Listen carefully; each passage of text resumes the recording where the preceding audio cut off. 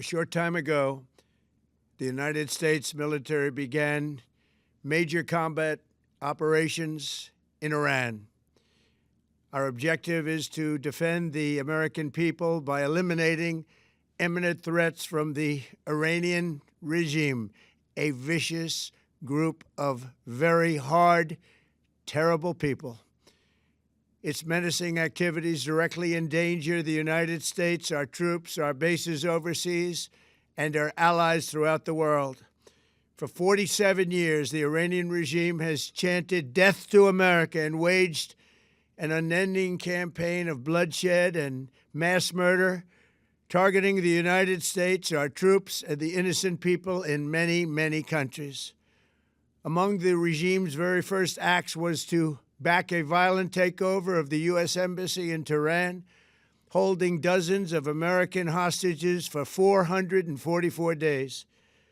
In 1983, Iran's proxies carried out the Marine barracks bombing in Beirut that killed 241 American military personnel. In 2000, they knew and were probably involved with the attack on the USS Cole. Many died. Iranian forces killed and maimed hundreds of American service members in Iraq. The regime's proxies have continued to launch countless attacks against American forces stationed in the Middle East in recent years, as well as U.S. naval and commercial vessels in international shipping lanes. It's been mass terror, and we're not going to put up with it any longer. From Lebanon to Yemen and Syria to Iraq, the regime has armed, trained, and funded terrorist militias that have soaked the earth with blood and guts.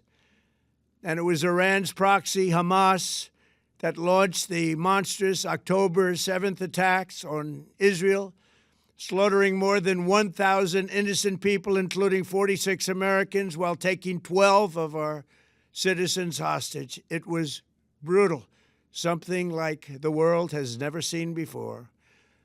Iran is the world's #1 state sponsor of terror and just recently killed tens of thousands of its own citizens on the street as they protested. It has always been the policy of the United States, in particular my administration, that this terrorist regime can never have a nuclear weapon.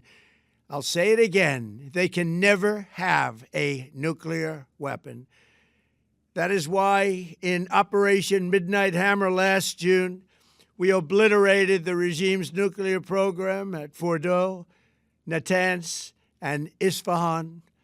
After that attack, we warned them never to resume their malicious pursuit of nuclear weapons, and we sought repeatedly to make a deal. We tried. They wanted to do it. They didn't want to do it. Again, they wanted to do it. They didn't want to do it. They didn't know what was happening. They just wanted to practice evil. But Iran refused, just as it has for decades and decades. They've rejected every opportunity to renounce their nuclear ambitions, and we can't take it anymore. Instead, they attempted to rebuild their nuclear program and to continue developing long-range missiles that can now threaten our very good friends and allies in Europe, our troops stationed overseas, and could soon reach the American homeland. Just imagine how emboldened this regime would be if they ever had and actually were armed with nuclear weapons as a means to deliver their message. For these reasons, the United States military is undertaking a massive and ongoing operation to prevent this very wicked, radical dictatorship from threatening America and our core national security interests. We are going to destroy their missiles and raise their missile industry to the ground. It will be totally, again, obliterated. We're going to annihilate their Navy. We're going to ensure that the region's terrorist proxies can no longer destabilize the region or the world and attack our forces and no longer use their IEDs or roadside bombs, as they are sometimes called, to so gravely wound and kill thousands and thousands of people, including many Americans. and we will ensure that Iran does not obtain a nuclear weapon. It's a very simple message. They will never have a nuclear weapon. This regime will soon learn that no one should challenge the strength and might of the United States Armed Forces. I built and rebuilt our military in my first administration, and there is no military on earth even close to its power, strength, or sophistication. My administration has taken every possible step to minimize the risk to U.S. personnel in the region. Even so, and I do not make this statement lightly, the Iranian regime seeks to kill. The lives of courageous American heroes may be lost, and we may have casualties. That often happens in war. But we're doing this not for now. We're doing this for the future, and it is a noble mission. We pray for every service member as they selflessly risk their lives to ensure that Americans and our children will never be threatened by a nuclear-armed Iran.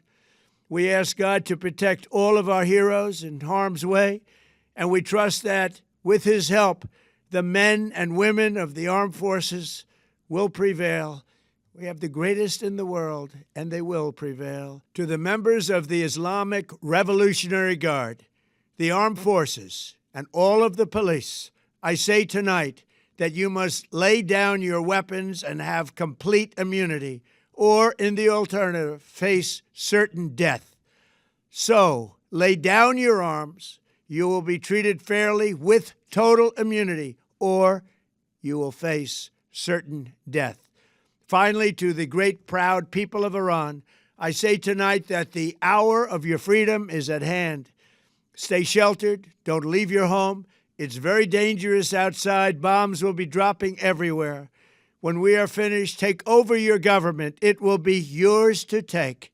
This will be probably your only chance for generations. For many years, you have asked for America's help, but you never got it.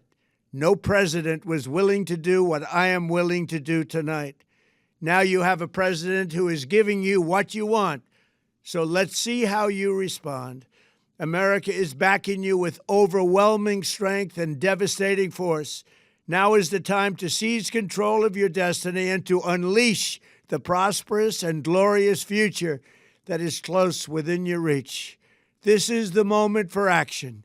Do not let it pass. May God bless the brave men and women of America's armed forces. May God bless the United States of America. May God bless you all. Thank you.